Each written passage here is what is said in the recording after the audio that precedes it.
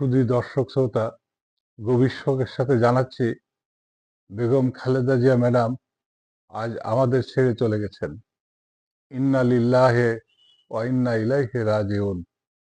গোটা জাতি আজ শোকের সাগরে ডুবছে। জাতি আবেগ আপ্লুত, নিস্তব্ধ। জাতির অভিভাবক আজ আমাদের ছেড়ে চলে গেছেন। আজকের এই দিন বেগম খালেদা জিয়াকে নিয়ে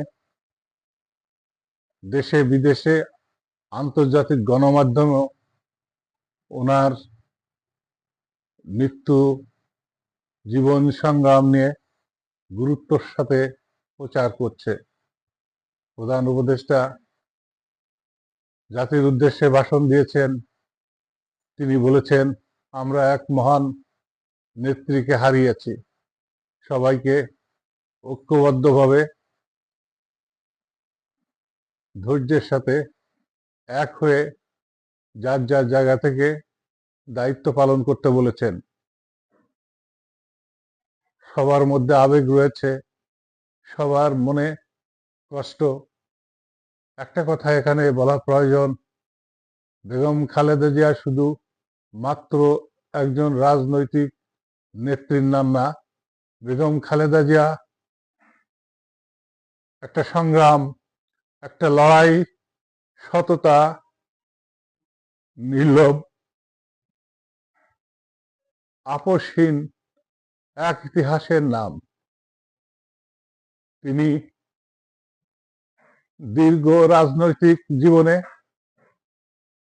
দেশের সেবা দিয়ে তিনি মানুষের মনে স্থান করে নিয়েছেন। তিনি প্রমাণ করেছেন তিনি জাতীয় নেতা, জাতীয় নেত্রী। বেগম খালেদা জিয়া সত্যিকারের একজন সাহসী, আপোষহীন নেত্রী নয়, আরো তার সঙ্গে কিছু বিশেষণ আছে। তিনি একজন অকৃত্রিম দেশপ্রেমিক নেত্রী। দেশ এবং দেশের মানুষকে জীবন দিয়ে ভালোবাসতেন।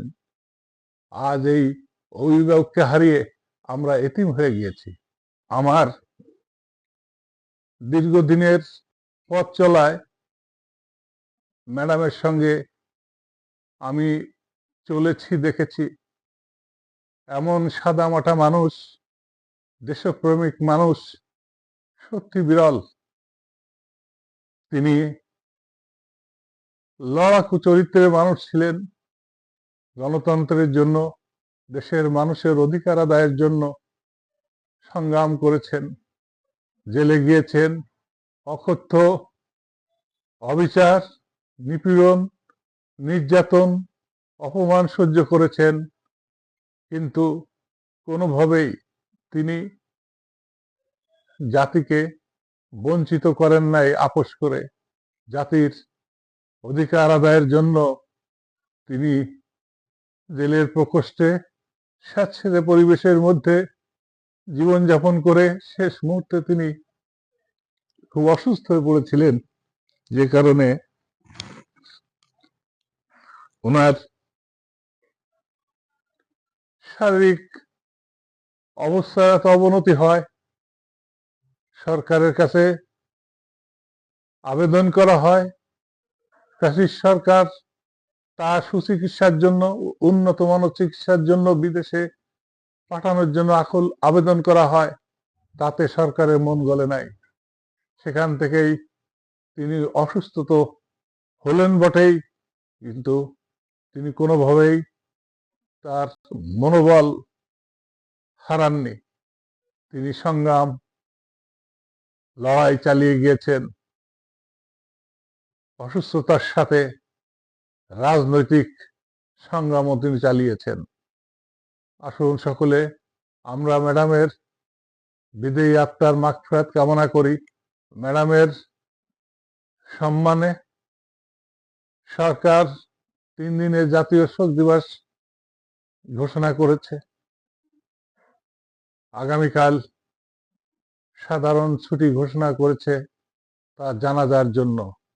আসুন সবাই দোয়া করি তিনি যেন জান্নাতে সুউচ্চ স্থানে স্থান পান।